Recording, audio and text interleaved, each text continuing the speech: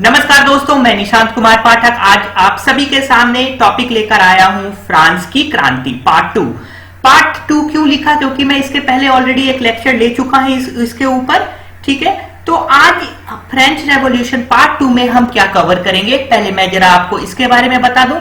आज हम यहाँ पर राजनीतिक कारण के बारे में बात करेंगे, इसके साथ साथ हम आर्थिक कारण के ऊपर बात करेंगे। लेकिन इनको शुरू करने के पहले मैं पिछले लेक्चर में जो भी पढ़ाया हूं उसको एक बार रिकॉल कर ले, जिससे कि एक रिदम बन जाए और फिर हम शुरुआत करेंगे राजनीति और आर्थिक कारण के बारे में। तो चलिए देखते हैं पिछले लेक्चर में हमने क्या बात किया था। पिछले लेक्चर में हमने फ्रांस की क्रांति में कितना समय लगा इसके बारे में बात किया था। ठीक है, 5 मई 1789 से ये क्रांति की शुरुआत होती है, 9 नवंबर 1799 तक ये चलता है, मतलब 10 साल 6 महीने और 4 दिन तक फ्रांस की क्रांति चली। इसके साथ साथ हमने सामाजिक वर्गीकरण के ऊपर बात किया था। सामाजिक वर्गीकरण में हमने बात की थी प्रथम स्टेट, द्वितीय स्टेट, तृतीय स्टेट के बारे में, और साथ में हमने पढ़ा था दार्शनिकों के योगदान के बारे में, जिसमें हमने वॉल्टेयर को देखा, मॉन्टेस्क्यू को देखा, रूसो को देखा। इन सभी के विचारों को हमने पढ़ाई किया पिछले लेक्चर में। चलिए आज के लेक्चर को हम शुरू करते हैं, और जो नए बच्चे हैं उनको बता दें कि डिस्क्रिप्शन बॉक्स में आपको पुराने लेक्चर के लिंक मिल जाएंगे। तो अगर आप पढ़ना चाहते हैं और चीजों को समझना चाहते हैं, आज के लेक्चर को और अच्छे तरीके से समझना चाहते हैं, तो एक बार आप जरूर पुराने लेक्चर को सुनिएगा। तो चलिए शुरू करते हैं आज का लेक्चर फ्रांस के क्रांति के राजनीति और आर्थिक कारण के बारे में। राजनीतिक कारण को समझने के पहले हम राजनीति में पार्टिसिपेट करने वाले उस राजा के काल और उस राजा के समय के बारे में बात करेंगे कि उन्होंने कब से कितने समय तक क्या किया, फ्रांस के ऊपर राज किया। तो यहाँ पर 3 राजाओं के बारे में हम लोग बात करेंगे, जिसमें एक होंगे लुई 14, दूसरे होंगे लुई 15 और तीसरे होंगे Louis 16। Louis is common. Now जो लुई 14 है उनका शासनकाल जो है वो 1643 ईस्वी से लेकर 1715 ईस्वी तक चलता है। कॉपी निकालिए और लिख डालिए 1643 ईस्वी से लेकर 1715 ईस्वी तक। लुई 15 का शासनकाल चलता है 1715 ईस्वी से लेकर कब तक, 1715 ईस्वी से लेकर 1774 ईस्वी तक। और फिर बारी आती है लुई 16 की, 1674 ईस्वी से 1903 तक। और इसी के शासनकाल में होता है विद्रोह और फ्रांस में कितनी बहुत बड़ी चेंजिंग आती है। तो चलिए हम शुरू करते हैं आज का लेक्चर राजनीतिक कारण के ऊपर। लुई 14 से शुरुआत करते हैं। लुई 14 को पढ़ने से पहले फ्रांस के राजतंत्र की व्यवस्था के बारे में बात करते हैं। फ्रांस की राजनीतिक व्यवस्था कैसी थी? फ्रांस में निरंकुश राजतंत्र था, और निरंकुश राजतंत्र में होता क्या है बच्चे, ये चीज समझ जाइए कि सारा जो अधिकार है, जो भी अधिकार होगा वो किसके हाथों में होगा, राजा के हाथों में। और राजा की मानसिकता, जो यूरोपियन कंट्रीज के राजा थे उनकी एक मानसिकता थी। वो मानसिकता क्या थी कि भगवान ने उन्हें किसके ऊपर, जनता के ऊपर राज करने के लिए भेजा है, इसलिए वो अपने पास असीमित अधिकार रखते थे। उनके पास जो अधिकार थे वो बहुत ज्यादा होते थे। कोई कार्यपालिका नहीं थी, कोई न्यायपालिका नहीं थी वहां पर। अपने पास वो असीमित अधिकार रखते थे और स्वेच्छावादी नजरिए से क्या करते थे, अपना जो राज है वो राजतंत्र चलाते थे। तो मैंने आपको बताया था कि लुई जो 14 थे उनका शासनकाल कब से कब तक चला, 1643 ईस्वी से शुरू होता है और 1715 ईस्वी तक उनका जो है राज्यकाल चलता है। एक बात और बता दूं, इन लुई 14, 15, 16 में एक कॉमन फैक्टर है। वो कॉमन फैक्टर क्या है, ये लोग एकदम डायलॉगबाज, एकदम फिल्म के हीरो की तरह डायलॉग मारते हैं। जैसे कि लुई 14 ने क्या बोला, लुई 14 बोलता है मैं ही राज्य हूं। अब जो आदमी बोलेगा मैं ही राज्य हूं, अब आप समझ सकते हो उसमें कितना एरोगेंस होगा। और सच में इसमें इतना ज्यादा एरोगेंस था, इतना ज्यादा डिक्टेटरशिप इसने किया कि पूरी फ्रांस की राजनीति को, क्या पूरे यूरोप की राजनीति को इसने क्या किया, इफेक्ट किया। तो और एक बात, अगर निरंकुश था तो साफ बात होती है, डिक्टेटरशिप होने का मतलब होता है कि कानून अपने इच्छा के अनुसार चलाना। वो कानून अपने इच्छा के अनुसार चलाता था। शक्ति का कोई जो था वो केंद्रीयकरण नहीं था। इसका ये मतलब है, आपको केंद्रीयकरण का मतलब मैंने पहले पढ़ाया हुआ है कि कोई वैधानिक प्रावधान नहीं थे, कोई न्यायपालिका नहीं थी ठीक है, इसके साथ साथ कोई सामाजिक संरचना जिसको हम बोलते हैं वैसी कोई सामाजिक संरचना नहीं थी, न्यायपालिका कार्यपालिका नहीं थी इसके पास। तो सारा शक्ति का जो केंद्रीयकरण था वो एक जगह पर था। और लेकिन एक सबसे अच्छी बात ये थी लुई 14 में कि ये एक कुशल मतलब राजा जिसको कहते हैं वो कुशल राजा था। लड़ाई करने में और कूटनीतिज्ञता में इसका जोड़ नहीं था। इसके और भी बच्चे जो हुए वो इसके तरह इतने ज्यादा इंटेलेक्चुअल नहीं हो पाए। इसके बारे में भी हम बात करेंगे। तो इस तरह से लुई 14 ने जो शासन की व्यवस्था थी उसको अपने तक सीमित रखा। इसका केंद्रीय व्यवस्था का केंद्रीयकरण जो लुई 14 था, ठीक, शासन व्यवस्था का जो केंद्रीयकरण किया गया था उसमें सारा अधिकार किसके पास था? सारा अधिकार राजा के पास था। इट मींस इससे आप समझ जाएं, एक छोटी सी बात आपको मैं यहाँ पे समझा देना चाहता हूं कि कोई कार्यपालिका नहीं थी, कोई न्यायपालिका नहीं थी, कोई विधायिका नहीं थी। इसने जो डायलॉग मारा था मैं ही राज्य हूं, तो ये अपने से कानून बनाता था और अपने हिसाब से उसको एग्जीक्यूट करवाता था। यहां तक है इसकी बातें। इसने जो भी साम्राज्य बनाया, क्या इसके बच्चों ने उस साम्राज्य को क्या वो अच्छे ढंग से चला पाए या नहीं चला पाए, हम आगे लेक्चर में देखते हैं। तो जब ये मरा तो इसके बाद उत्तराधिकारी कौन बना? लुई 15। और लुई 15 के बाद बना लुई 16। इसने जितने भी साम्राज्य उनको दिए, गिफ्ट में दिया कि लो बेटा चांदी का चम्मच तो दे दिया, मुंह में लगाकर खाना तो अब इसका काम था। लेकिन लुई 15 इस चीज को सफलतापूर्वक नहीं कर पाया। क्यों नहीं कर पाया? क्योंकि वो एक नंबर का बिलासी था, ठीक है, शराब पीना और सारे गलत काम, इसका यही काम ही था। अदूरदर्शी निष्क्रिय शासक जिसको बोलते हैं, दिन भर मतलब गैम्बलिंग करना, विलासिता का जिंदगी जीना, इसका बस यही काम था। और इसका शासनकाल जो चला है वो चला है 1715 ईस्वी से लेकर 1774 ईस्वी तक इसका शासनकाल चला है। और एक तो ये बात थी, जब लुई 14 ने अपना साम्राज्य का विस्तार किया तो साम्राज्य विस्तार में बहुत ज्यादा पैसा उसने लगाया। राज्य काज में पैसे खजाने की कमी थी, ठीक है।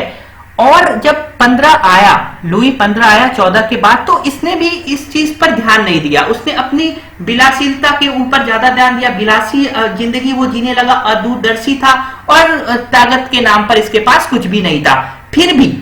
फिर भी इसने अपने आप को टटोला नहीं और फिर भी वो कहां चला गया? ऑस्ट्रिया के उत्तराधिकारी युद्ध में वो पार्टिसिपेट करता है और सप्तवर्षीय युद्ध में भाग लेकर देश के और भी आर्थिक स्थिति को खराब कर देता है। लेकिन इसने अपनी विलासिता में कोई कमी नहीं की। इसने एक महल का भी निर्माण करवाया, बारसाई का महल। आपको मैं आगे दिखाऊंगा कितना बेहतरीन महल जो है जिसने बनवाया है, और वहीं पर ये रहता था और वहीं एंजॉय होती थी इनकी। तो वो इसका विलासिता का केंद्र था। और इसने कहा, देखिए पहले वाले ने क्या डायलॉग मारा भाई? पहले वाले ने बोला है मैं ही राज्य हूं, और दूसरे वाले ने डायलॉग मारा कि मेरे जाने के बाद प्रलय आएगी। देखिए दो बेटे का डायलॉग तो मैंने सुना, एक बाप और बेटे का डायलॉग तो मैंने सुना दिया। पहले बोलता है कि मैं ही राज्य हूं और बेटा बोलता है कि मेरे जाने के बाद क्या होगी? प्रलय आएगी। अब चलिए अब तीसरे के बारे में बात करते हैं, लुई 16 के बारे में। ये देखिए सबसे पहले आपको एक बार ये महल दिखा दूं। ये वर्साई का महल है जिसमें कि लुई 15 रहता था, और देखिए कितना एंजॉय करता होगा। इसी से समझ में आ सकता है कि उसकी जो कनेक्टिविटी थी जनता के साथ वो बहुत ही कम थी। ये महल देखकर आप समझ जाओ, यहीं से निकलता ही नहीं था बाहर, पता ही नहीं कि क्या हो रहा है देश में। आइए, क्रांति जो हुई है वो लुई 16 के समय में हुई है, और लुई 16 का समय, ये लुई 15 का बेटा है लुई 16, और इसका शासन काल का जो अवधि माना जाता है वो है 1774 ईस्वी से 1793 ईस्वी तक। और ये भी अपने बाप के तरह अयोग्य शासक था, और इसने भी निरंकुशता का प्रदर्शन किया। और इसने क्या डायलॉग दिया अब सुनिए, अब इसको ये जानने वाली बात है। पहले जिसका दादा था वो बोलता है मैं ही राज्य हूं, दूसरा बोलता है मेरे बाद प्रलय आएगी, और ये बोलता है कि मैं जो बोल देता हूं वही कानून बन जाता है। मुझे चीजें पसंद है इसलिए क्या है वो कानून है। ये है लुई 16 का डायलॉग।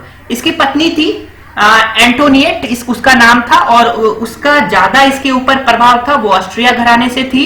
और फिजूल खर्ची, इसके शासन काल में जितने ज्यादा फिजूल खर्ची हुए हैं, इतने फिजूल खर्ची तो लुई 15 भी नहीं किया। बहुत फिजूल खर्ची था। और आम आदमी की परेशानी से इसको कोई लेना देना नहीं था और इसको कोई समझ भी नहीं थी कि आम लोगों, आम जनता को क्या परेशानी का सामना करना पड़ रहा है, क्या किस तरह के समस्याओं से जो है फ्रांस की जनता जूझ रही है, इसे इसको कोई लेना देना नहीं था। इसका एक सिंपल सा उदाहरण देकर मैं आपको समझाता हूं। एक बार क्या हुआ, जब लोग जुलूस लेकर राजा के महल के पास इकट्ठा हुए तो बोलते हैं कि राजा मुझे रोटी दो। वो रोटी की मांग कर रहे थे। भाई इतनी मतलब स्थिति खराब हो गई थी वहां पे थर्ड स्टेट लोगों में कि वो रोटी की मांग कर रहे थे कि हमें रोटी दो। तो उसकी जो वाइफ थी, जिसका नाम मैंने आपको बताया एंटोनिएट, वो बोलती है, वो सलाह देती है कि भाई रोटी की क्या जरूरत है, लोग केक क्यों नहीं खाते, पेट ही भरना है, रोटी नहीं है तो केक खा लो। तो आप समझ सकते हो कि कितना बुद्धिजीवी होगा ये राज्य परिवार, जो लोगों से जिसका नाता ही नहीं है उसको क्या समझ में आएगा कि रोटी और केक में क्या डिफरेंस होता है। तो इससे आपको इनके परिवार की व्यवस्था और इनके राजतंत्र जो जैसे ये चलाते थे, ये आपको थोड़ा थोड़ा क्लियर हो रहा होगा। इस तरह से हम देखते हैं कि देश में क्या थी, देश की जो शासन पद्धति थी वो नौकरशाहों पर डिपेंड थी। अब ये नौकरशाह कौन होते हैं? देखिए, जो बड़े बड़े, जैसे कि अभी हम कमिश्नर बोलते हैं ना, आईएएस बोलते हैं, एसपी बोलते हैं, डीएम बोलते हैं, ये नौकरशाह होते हैं जो कि राजाओं का मतलब जो राजा होते थे उनके जो काम होते थे उनकी देखरेख की जिम्मेदारी इन नौकरशाहों के ऊपर होती थी। तो इस नौकरशाहों का जो सिलेक्शन होता था, इसमें कुछ उनकी मतलब काबिलियत नहीं देखी जाती थी, बल्कि ये देखा जाता था कि वो किस वंश से है। और अगर बाप नौकरशाह है, अगर मान ले सपोज करो कि बाप अगर डीएम है तो बेटा भी डीएम बन जाएगा, बाप अगर मंत्री है तो बेटा भी मंत्री बन जाएगा। इस तरह से काम वहां पर चलता था। इससे क्या हुआ कि वहां पर अच्छे नौकरशाह नहीं बन पाए, क्योंकि ये जरूरी नहीं होता कि अगर बाप अच्छा है तो बेटा भी उतना ही अच्छा होगा। और इसके साथ साथ जो भी इनके जो राज्य की जो भर्ती और प्रशिक्षण के नियम थे, ठीक है, उसमें उसका कोई सिलेबस नहीं था, कुछ भी नहीं था, ठीक है, और कोई भी इस पे नियंत्रण लगाने वाली कोई संस्था नहीं थी। पूरी धांधली होती थी कि अगर बाप काम कर रहा है तो बेटा उस पद पर आराम से क्या होगा, चला जाएगा। इस तरह से शासन प्रणाली के बारे में अगर हम बात करें तो पूरी भ्रष्ट शासन प्रणाली, निरंकुश शासन प्रणाली, निष्क्रिय शासन प्रणाली और शोषणकारी शासन प्रणाली थी। और राजा अपने हिसाब से कानूनों का निर्माण करता था। और इस देश में बने फ्रांस में किसी भी तरह की विधायिका नहीं थी, न्यायपालिका नहीं थी, कार्यपालिका नहीं थी, ऐसा कोई नियम नहीं था। और सारा का सारा शासन व्यवस्था एक जगह पर केंद्रित था। वो किसके हाथों में था? राजा के हाथों में। तो इससे क्या होता था कि वो जिस तरह से चाहे, जिस प्रकार से चाहे, वो लोगों के ऊपर कानून थोप सकता था, अपने नियम बना सकता था और जितना मन चाहे उतना उत्पीड़न कर सकता था। तो ये एक बहुत बड़ा मतलब जो है राजनीति फैक्टर उभर के आया, जो क्रांति के लिए जो लोग थे, जो थर्ड स्टेट के लोग थे, तीन स्टेट के बारे में हम ऑलरेडी बात कर चुके हैं, तो उनके मन में इन सब चीजों को लेकर क्या हुआ, एक क्रांति का भाव पैदा हुआ, जिसके कारण से हम कह सकते हैं कि फ्रांस में की राजनीति व्यवस्था, ऐसी व्यवस्था के कारण क्रांति हुई। और फ्रांस की अराजकतापूर्ण स्थिति के बारे में ऐसे यूं ही कहा जा सकता है कि बुरी व्यवस्था का तो कोई प्रश्न ही नहीं था, बुरी व्यवस्था का तो कोई प्रश्न नहीं, कोई व्यवस्था ही नहीं थी। मतलब बुरी व्यवस्था के बारे में हम क्या बात करें, वहां तो कोई व्यवस्था ही नहीं थी, तो बुरी तो होगी कि नहीं होगी इसके बारे में तो बात किया ही नहीं जा सकता। तो आपको मैंने अभी बताया लुई 14 के बारे में, लुई 15 के बारे में और लुई 16 के बारे में। तो चलिए अब हम बात करते हैं वहां के आर्थिक स्थिति के बारे में कि भाई जब राजा विलासिता का जिंदगी जिएगा, जनता के बारे में नहीं सोचेगा, कोई कानून नहीं होगा, न्यायपालिका नहीं होगी, कार्यपालिका नहीं होगी, विधायिका नहीं होगी, तो कैसे हम कह सकते हैं कि उस देश की आर्थिक स्थिति अच्छी होगी। आइए, लेकिन फिर भी हम देखते हैं कि और कौन कौन से फैक्टर थे जिसके कारण कि फ्रांस की आर्थिक स्थिति अच्छी नहीं थी। तो सबसे पहले तो फ्रांस की आर्थिक अव्यवस्था संकटग्रस्त थी। राज्य दिवालियापन के कगार पर पहुंच चुका था। भाई क्यों पहुंचा था? सबसे बड़ा बात था कि फ्रांस के राजाओं की फिजूल खर्ची पहला बहुत बड़ा फैक्टर था। फिजूल खर्ची का आपको पहले इसके पहले वाले स्लाइड में मैंने लुई 16 के बारे में बताया, जो जिसकी बीबी ने क्या बोला था जुलूस के ऊपर कि रोटी मत खाओ, क्या करो, अगर रोटी नहीं है तुम्हारे पास तो तुम क्या कर लो, तुम भाई केक ही खा लो, अगर तुम्हारे पास रोटी नहीं है तो तुम क्या खाओ, तुम केक खा लो। तो इससे ही समझ में आ रहा होगा कि उसको तो समझ तो थी ही नहीं, फिजूल खर्च। इसके साथ साथ जो बात थी, लुई चौदह लगातार अपना साम्राज्यवाद की नीति के अनुसार लड़ाई करता रहा, जिसके कारण कि युद्ध के कारण जो राज्य में जो खजाने थे वो कोष खाली हो गए। उसकी मृत्यु के बाद जो उसका बेटा था लुई 15, वो ऑस्ट्रिया के उत्तराधिकारी युद्ध में और सप्तवर्षीय युद्ध हुआ उसमें उसने भाग लिया, जिसके कारण राजकोष को भारी घाटे का सामना करना पड़ा।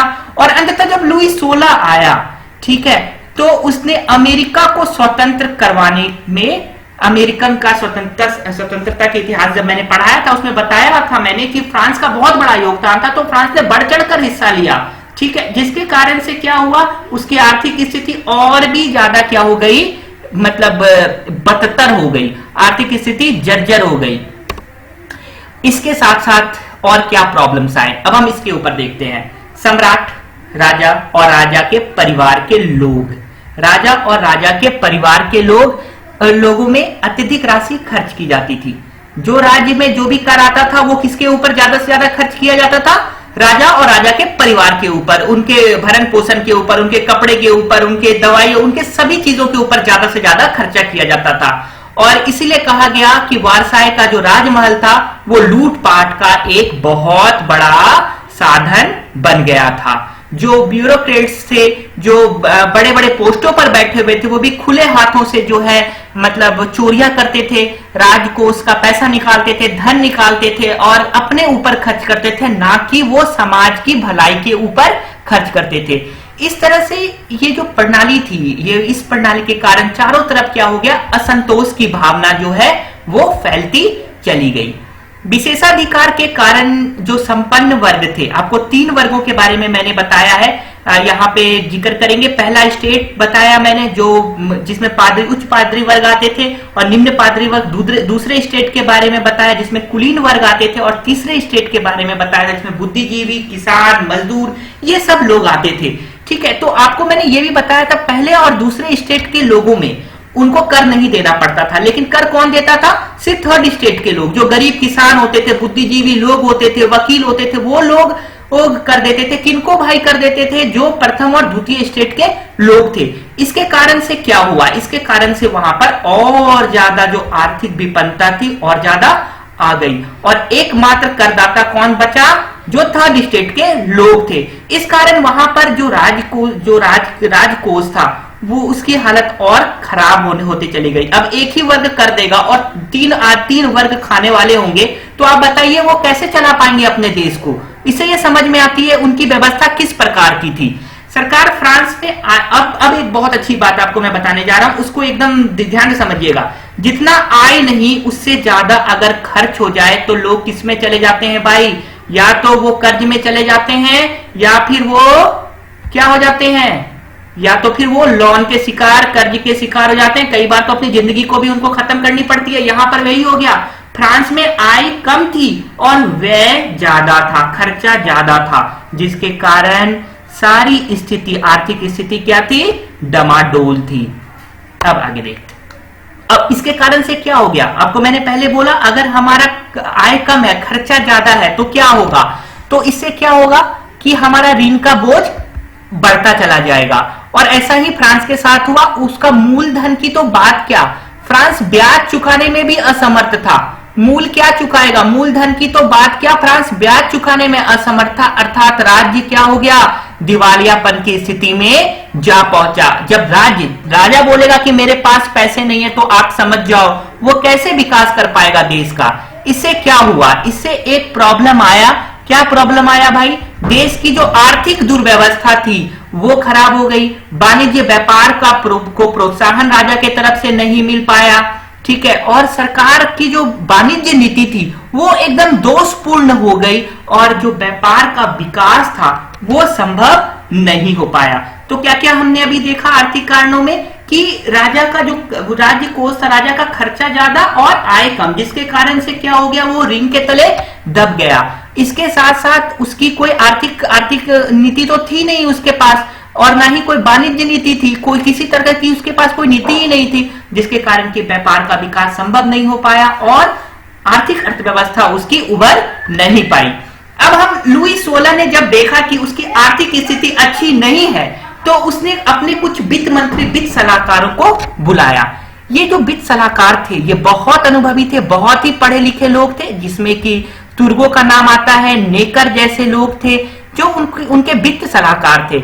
जब उनको बुलाया और उन्होंने लुई ने बताया कि भाई तुम लोगों को तो पता है हमारी आर्थिक स्थिति अच्छी नहीं है, तो हम अपनी आर्थिक स्थिति को किस प्रकार से सुधारें और अच्छा करें। तो फिर नेकर ने बहुत अच्छा जो है उसको एक सुझाव दिया। वो क्या सुझाव दिया वो देखते हैं। उसने बोला आपने जो फर्स्ट स्टेट के लोगों को रखा है कर से बाहर और सेकेंड स्टेट को जो रखा है आपने कर से बाहर, उनको भी कर के दायरे में लेकर आए।